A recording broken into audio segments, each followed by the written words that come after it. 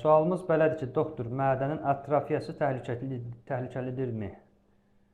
Söhbət burada atrofik qastritdən gedir. Atrofiya nə deməkdir? Yəni, mədənin selikli qişasının atrofiyası, yeyilməsi. Lori dildə desək, belə yeyilməsi, hüceyrələrin nazilməsi, kiçilməsi. Bu olanda nə olur?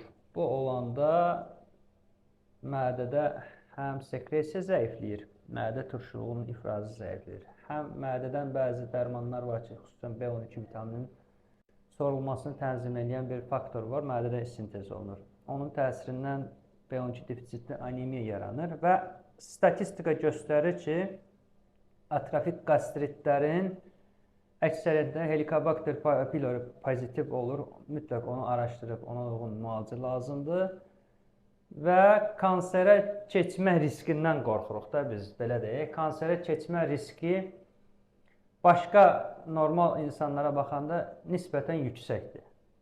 Ona görə xüsusi bir müalicəsi deyəndə ki, onu mədə selikli qişasını bərpa edən, onun hüceyrələrini sağaldan bərpa edici bir müalicələr var.